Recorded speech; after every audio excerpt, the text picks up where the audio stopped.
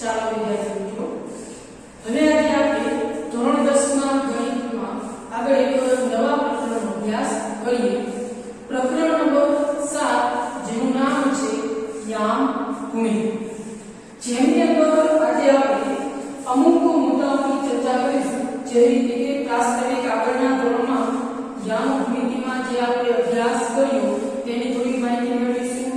ત્યારબાદ આ સ્વાધ્યાયની અંદર નવું અંતરસૂત્ર અને તેના કેટલાક ગુણધર્મો વિશે વાત કરીશું.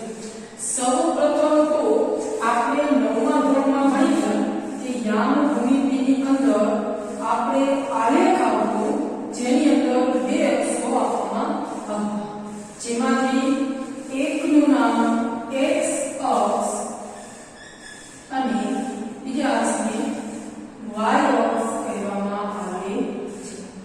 હવે x અક્ષ અને y અક્ષ ત્યારબાદ આપણે આગળ જોયું કે તેમના યામ કે આ કોઈ પણ x અક્ષ અને y અક્ષના ઉપયોગથી જો બિંદુઓ મેળવવામાં આવે તો એ બિંદુના યામ બને છે. ઉદાહરણ તરીકે એને આપણે કહેવામાં આવે x બરાબર 3 y બરાબર 2 બંનેને સમાવતું એક બિંદુ બને. માની લો કે આપણે આ બિંદુને નામ આપવામાં આવ્યું a, તો એને કહેવાય a3 b. તો અહીંયા એવું કહી શકાય કે એ બિંદુના યામ 3 2 છે. હવે આ ઉપરાંત આપણે એવું પણ જોયું કે કોઈ પણ યામ દર્શાવવામાં આવે તો એની અંદર સૌપ્રથમ x યામ ત્યારબાદ y યામ દર્શાવવામાં આવે છે. હવે અહીંયા આપણે અત્યારે અહીંયા સુધીનો અભ્યાસ કર્યો. હવે આગળ નવું જોવાનું છે કે અંતરસૂત્ર. અંતરસૂત્ર મતલબ કે અંતર કોઈ પણ બે બિંદુઓ આપણને આપવામાં આવેલા હોય તો એ બે બિંદુઓ વચ્ચેના અંતર મેળવવા માટેનું જે સૂત્ર છે એને અંતરસૂત્ર કહેવામાં આવે છે. બે બિંદુઓ વચ્ચેનું અંતર કઈ રીતે? તો એક બિંદુ અહીં આપણે મેળવેલું છે a. માની લો કે કોઈ બીજું બિંદુ તમને અહીં આપવામાં આવે છે b, અને આ બંને બિંદુઓને જોડતી એક સીધી રેખા દોરવામાં આવે તો આની લંબાઈ કેટલી છે? આ a થી b બિંદુ સુધીનું માપ કેટલું છે, વચ્ચેની જગ્યા કેટલી છે એ મેળવવું એટલે આપણે બે બિંદુઓ વચ્ચેનું અંતર મેળવ્યું કહેવાય. એ બે બિંદુઓ વચ્ચેનું અંતર મેળવવા માટે એક ખાસ સૂત્રનો ઉપયોગ કરવામાં આવે છે. અંતરસૂત્ર એ કોઈ પણ બે બિંદુઓ વચ્ચેનું અંતર દર્શાવે છે. આપણે ધારી લઈએ કે કોઈ પણ બે બિંદુઓ a અને b માટે બે બિંદુઓ a અને b આપવામાં આવેલા છે. આ બે બિંદુઓ માટે આપણે અંતર મેળવવાનું છે કે a થી b સુધીનું અંતર કેટલું મળે. તો a થી b સુધીના અંતર મેળવવા માટે એમનું એક સામાન્ય સૂત્ર છે કે ab બરાબર વર્ગમૂળની અંદર x1 x2 આખા કૌંસનો વર્ગ પ્લસ y1 y2 આખા કૌંસનો વર્ગ. આ સૂત્ર દ્વારા કોઈ પણ બે બિંદુઓ વચ્ચેનું અંતર મેળવી શકાય છે. હવે આપણને પ્રશ્ન થાય કે આ x1 x2 y1 y2 શું દર્શાવે છે?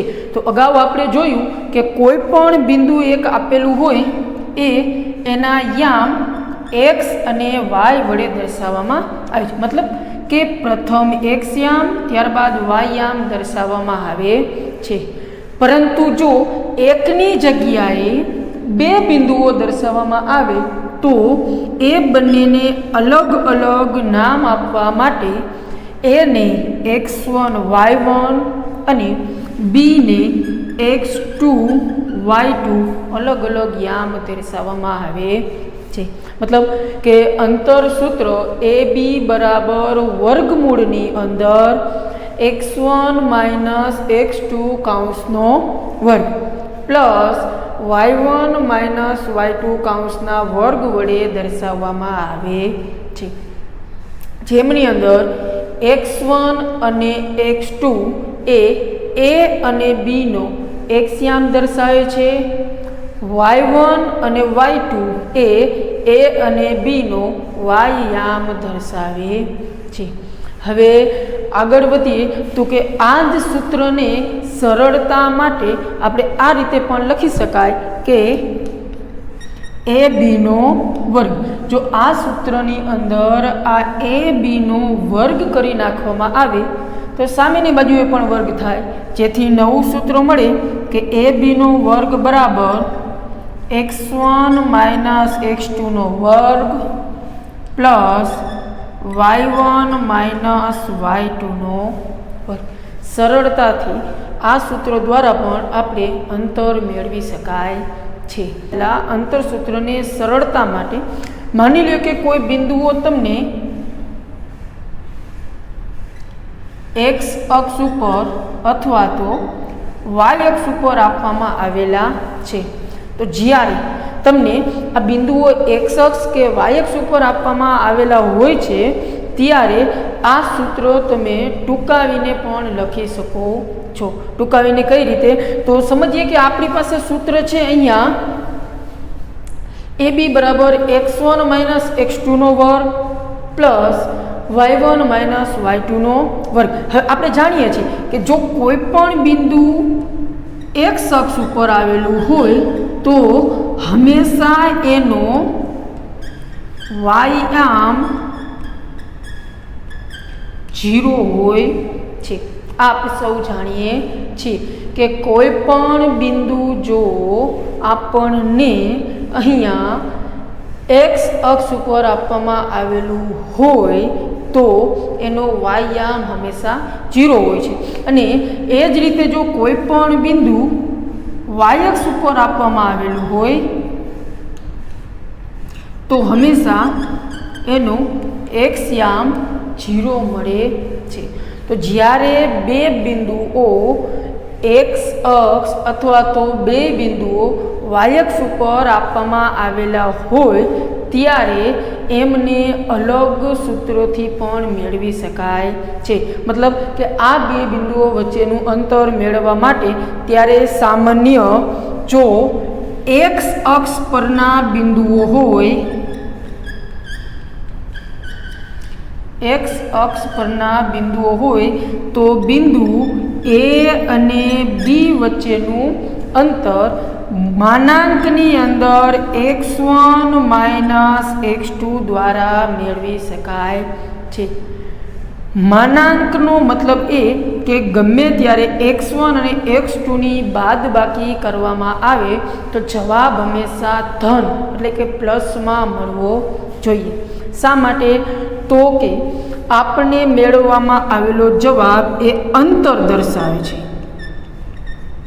અને આપ સૌ જાણો છો કે અંતર ક્યારે પણ શૂન્ય કે અંતર ક્યારે પણ ઋણ હોઈ શકે નહીં. એટલા માટે જો A અને B x અક્ષ પરના બિંદુઓ હોય તો એને x1 અને x2 ડાયરેક્ટ માનાંકમાં બાદ કરવાથી જવાબ મળી શકે છે. એ જ રીતે જો y અક્ષ પરના બિંદુઓ હોય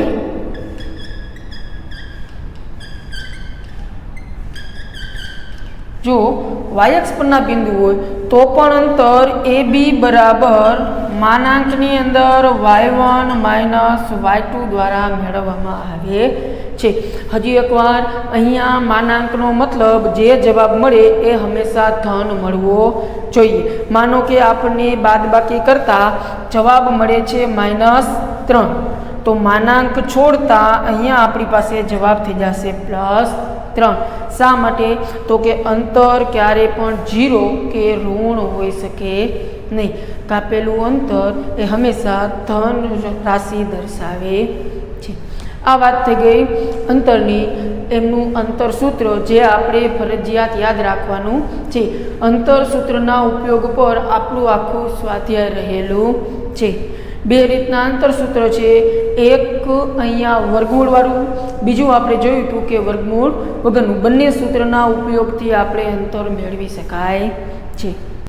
અંતરનો પહેલો ગુણધર્મ જોઈએ તો કે આપણે જોયું એ મુજબ અંતર છે કોઈ પણ બે બિંદુઓ વચ્ચેનું અંતર AB લેવામાં આવે એ હંમેશા 0 કરતાં મોટું હોય છે, અથવા અમુક મુદ્દાઓમાં એવું જોવા મળે કે અંતર 0 મળે છે.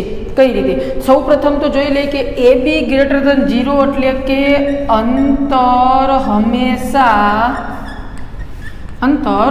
હંમેશા ધન હોય છે. અંતર હંમેશા કેવું હોય છે? ધન. હા, અમુક મુદ્દાઓમાં અંતર 0 જોવા મળે છે. કેવા મુદ્દાઓમાં? તો કે જો A બરાબર B હોય તો અને તો જ AB બરાબર 0 થાય. અગત્યનો પોઈન્ટ યાદ રાખવા જેવું કે A બરાબર B હોય નો મતલબ શું? કોઈ પણ બે બિંદુઓ વચ્ચેનું અંતર 0 ક્યારે હોઈ શકે? તો કે તમને આપવામાં આવેલા બે બિંદુઓ જો એક જ જગ્યાએ હોય, બંને A અને B એક જ બિંદુ દર્શાવતા હોય ત્યારે આ અંતર 0 મળે છે. મતલબ કે A બિંદુના યામ છે એ 3 અને 4 હોય અને B બિંદુના યામ પણ 3 અને 4 હોય. એટલે કે A અને B બંને એક જ બિંદુ દર્શાવતા હોય તો અને તો જ AB એટલે કે અંતર 0 મળે છે. તો હવે આપણે પ્રશ્ન થાય કે જો પ્રશ્ન પૂછવામાં આવે કે શું અંતર 0 હોઈ શકે, તો જવાબની અંદર આવશે હા. પરંતુ દરેક અંતર 0 ન હોઈ શકે. જ્યારે બંને બિંદુઓ એક જ હોય ત્યારે જ અંતર આપણને 0 મળે છે. આ સિવાયના દરેક મુદ્દાઓમાં અંતર હંમેશા ધન હોય છે. ખાસ બે મુદ્દા યાદ રાખવાના કે અંતર જે આપણે મેળવીએ હંમેશા ધન હોય છે, અનઋણ હોય છે. ક્યારેક અમુક મુદ્દાઓમાં અંતર 0 મળી શકે છે. ત્યારબાદ જો 3 બિંદુઓ આપેલા હોય A, B અને C. ત્રીજો મુદ્દો, 3 બિંદુઓ આપેલા હોય A, B અને C. જો 3 બિંદુ AB અને C માટે અંતર AB લેવામાં આવે પ્લસ અંતર BC લેવામાં આવે અને આ બંનેનો સરવાળો જો અંતર AC જેટલો થાય તો એવું કહી શકાય કે AB અને C સમરેખ બિંદુઓ છે. ફરી એકવાર કે 3 બિંદુઓ A, B અને C માટે જો AB નું માપ અને BC નું માપ AC જેટલું થાય તો અને તો જ A, B અને C સમરેખ બિંદુઓ. સમરેખ એટલે કે એક સીધી રેખામાં આવેલા બિંદુઓ છે. આકૃતિ દ્વારા આપણે સમજીએ કે 3 બિંદુ આપણને આપેલા છે. માની લો કે અહીંયા છે બિંદુ A, અહીંયા છે બિંદુ B, અહીંયા છે બિંદુ C. આ 3 બિંદુઓ છે. હવે અહીંયા આપણે એવું કહે છે કે AB અને BC નો સરવાળો AC જેટલો થવો જોઈએ. તો આકૃતિ મુજબ આપણે જોવા જાય તો કે આ AB નું અંતર દર્શાવે છે, ત્યારબાદ આ BC નું અંતર દર્શાવે છે. તો જ્યારે AB અને BC આ બંનેનું અંતર AC જેટલું થાય, જો આ બંનેનું અંતર AC જેટલું જોવા મળે તો કહી શકાય કે ભાઈ આપેલ ત્રણેય બિંદુઓ એ સમરેખ બિંદુઓ છે. સમરેખ એટલે કે એક સીધી રેખામાં આવેલા બિંદુઓ છે. તો આ જ રીતે આના ઉપરથી અસમરેખ બિંદુઓ પણ મેળવી શકાય કે જો ABC 3 બિંદુ આપેલા હોય અને એમની અંદર AB પ્લસ BC બરાબર AC નો થાય, તો આ સમસ્યામાં એ બી અને સી અસમરેખ બિંદુ છે. ફરી જોઈ લઈએ. જો એ બી અને સી 3 બિંદુઓ આપવામાં આવેલા હોય અને એ બી પહેલા 2 બિંદુઓનો સરવાળામાં અંતર, પછી બીજા 2 બિંદુઓ વચ્ચેનું અંતર અને એમનો સરવાળો પહેલા અને ત્રીજા બિંદુના અંતર જેટલો થાય તો એવું કહી શકાય કે આપેલ 3 બિંદુઓ સમરેખ બિંદુઓ છે. અને જો આ બિંદુઓનો માપનો સરવાળો વચ્ચેના અંતરનો સરવાળો 80 ત્રીજા 2 બિંદુઓ વચ્ચે જેટલું માપ છે એટલું ન થાય તો આપેલ બિંદુ એ અસમરેખ બિંદુઓ છે. આ છે અંતર સૂત્ર અને એના ઉપરના અમુક ગુણધર્મો. હવે એવા જ ગુણધર્મો આવે છે ત્રિકોણ અને ચતુષ્કોણ માટે. જોઈએ હવે આપણે કે ત્રિકોણના ગુણધર્મો. ત્રિકોણના ગુણધર્મો સમજતા પહેલાં અંતરસૂત્ર માટે ત્રિકોણના ગુણધર્મો સમજતા પહેલાં આપણે એ સમજી લઈએ કે ત્રિકોણના પ્રકાર કેવા કેવા હોય. ત્રિકોણના પ્રકાર મતલબ લઘુકોણ, ગુરુકોણ ને કાટકોણ. એ તો આપણે પ્રાઇમરીમાં ભણી ગયા. એવા પ્રકારની આપણે એવું ભણેલા હશું કે ત્રિકોણ એક આવે સમબાજુ ત્રિકોણ. સમબાજુ ત્રિકોણ એટલે કે એમની દરેક બાજુઓ હોય ત્રિકોણની 3 બાજુ, એ 3 બાજુઓનું માપ સમાન મળે છે. એ જ રીતે એનો બીજો એક પ્રકાર છે સમદ્વિબાજુ. સમદ્વિબાજુ ત્રિકોણ મતલબ કે ત્રિકોણ એમની અંદર 2 બાજુઓના માપ સમાન હોય અને એક બાજુનું માપ અલગ જોવા મળે છે. ત્યારબાદ ત્રીજો ત્રિકોણ આવે છે વિષમબાજુ. વિષમબાજુ ત્રિકોણ એટલે કે એવો ત્રિકોણ જેની 3 બાજુઓના માપ અલગ અલગ આપેલા હોય છે. અને ચોથો જે આપ સૌ જાણો જ છો કાટકોણ ત્રિકોણ. કાટકોણ ત્રિકોણ એટલે કે જેમની અંદર એક ખૂણો 90 અંશનો જોવા મળે એમને કાટકોણ ત્રિકોણ કહે છે. અને કાટકોણ ત્રિકોણનો એક પેટા પ્રકાર મળે સમદ્વિભુજ કાટકોણ ત્રિકોણ. મતલબ કે કોઈ પણ કાટકોણ ત્રિકોણ એમની 2 બાજુના માપ સમાન હોય અને એક ખૂણો 90 અંશનો હોય એને સમદ્વિભુજ કાટકોણ ત્રિકોણ કહે છે. તો આ 5 ત્રિકોણ જો આપણને બાજુઓના માપ આપવામાં આવેલા હોય તો આપણે ઓળખી શકાય છે કે ભાઈ 3 બાજુઓ સરખી, 2 બાજુઓ સરખી, બધી જ બાજુઓ અલગ, એક ખૂણો કાટખૂણો આવું આપેલું હોય તો સમજી શકાય. પરંતુ જો બિંદુઓ આપેલા હોય અને બિંદુઓ ઉપરથી આપણને મેળવવાનું કે ત્રિકોણનો પ્રકાર જણાવો તો એના માટેના અમુક ગુણધર્મો અહીંયા આપણે જોવાના છે. જોઈએ આપણે ગુણધર્મો. સૌ પ્રથમ લઈ લઈએ સમબાજુ ત્રિકોણ માટે.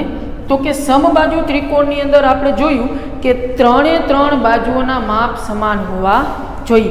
તો 3 બાજુના માપ એટલે તો અહીંયા આપણે સમજવા માટે લઈ લઈએ. માની લ્યો કે આ સમબાજુ ત્રિકોણ છે 3 બિંદુ એ, બી અને સી. તમને બિંદુઓના માપ આપવામાં આવેલા હોય એ, બી અને સી. તો આ સમબાજુ ત્રિકોણ છે, આ સમબાજુ છે કે નહીં એવું નક્કી કરવું છે તો એના માટે આપણે ચકાસવું પડે કે એ બી બાજુ, બીસી બાજુ અને એસી બાજુ સરખી મળે છે કે નહીં. તો કઈ રીતે મેળવી શકાય? તો કે એ થી બી સુધીનું અંતર, બી થી સી સુધીનું અંતર અને સી થી એ સુધીનું અંતર જો સમાન હોય તો કહી શકાય કે આ 3 સમાન બાજુઓ વાળો ત્રિકોણ છે. એટલે કે આ એક સમબાજુ ત્રિકોણ છે. એટલે કે આપણે દાખલાની અંદર પ્રશ્ન પૂછવામાં આવેલો હોય, 3 બિંદુ હોય ને આપણે મેળવીએ કે એ બી બરાબર બીસી બરાબર એસી. જો આ રીતનો આપણને જવાબ મળે કે એ થી બી બિંદુ સુધીનું અંતર, બી થી સી સુધીનું અંતર અને એ થી સી સુધીનું અંતર, 3 અંતર જો સમાન મળે તો આ સમબાજુ ત્રિકોણ છે.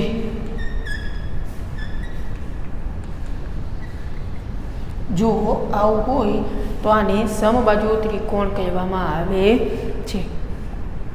એ જ રીતે સમદ્વિભુજ ત્રિકોણ લઈ લેવામાં આવે કે AB બરાબર BC હોય અને ત્રીજી બાજુ એટલે કે AC સમાન મળે નહીં, તો આને સમદ્વિબાજુ ત્રિકોણ કહે છે. સમદ્વિબાજુ ત્રિકોણ એટલે કે આમની બે બાજુઓના માપ સમાન હોય અને ત્રીજી બાજુનું માપ કાંઈક અલગ મળતું હોય. હા, એવું જરૂરી નથી કે એસીનું માપ જ સમાન ન હોય.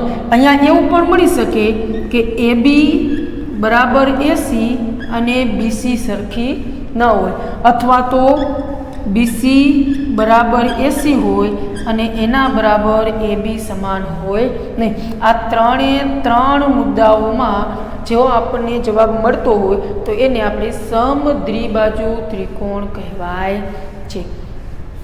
સમદ્વિબાજુ ત્રિકોણ પછી વિષમબાજુ ત્રિકોણ કે જેમની દરેક બાજુના માપ અલગ અલગ હોય. તો એમના માટે કે આપણને મળેલા બિંદુઓ પરથી A અને B વચ્ચેનું માપ, B અને C વચ્ચેનું માપ, A અને C વચ્ચેનું માપ, જો ત્રણ માપ અલગ અલગ હોય તો આપણે આને વિષમબાજુ ત્રિકોણ કહી શકાય છે.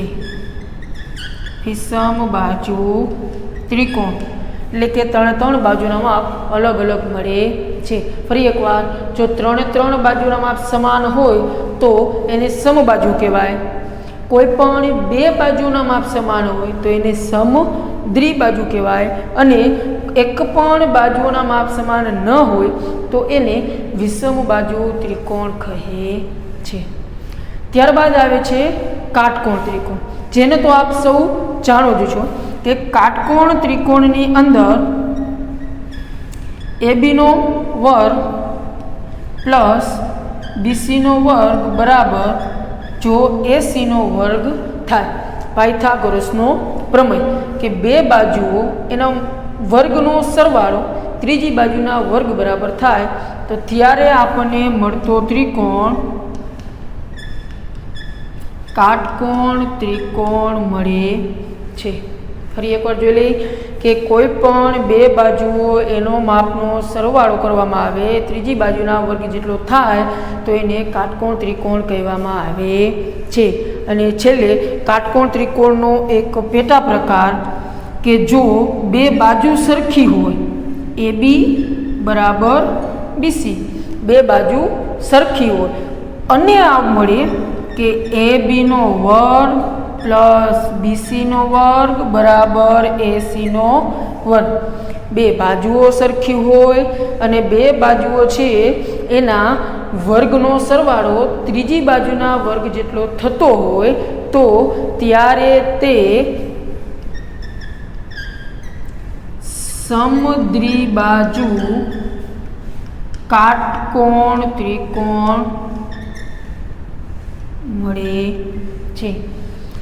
તો આ 5 ગુણધર્મો એ ત્રિકોણ માટેના ગુણધર્મો છે જે આપણે અંતરસૂત્ર દ્વારા મેળવી શકાય. અહીંયા AB નો મતલબ એવો સમજવાનો કે A થી B બિંદુ સુધીનું અંતર, AC તો કે A થી C સુધીનું અંતર, જેના 5 ગુણધર્મો સમબાજુ ત્રિકોણ, સમદ્વિબાજુ, વિષમબાજુ કાટકોણ અને સમદ્વિબાજુ કાટકોણ ત્રિકોણ.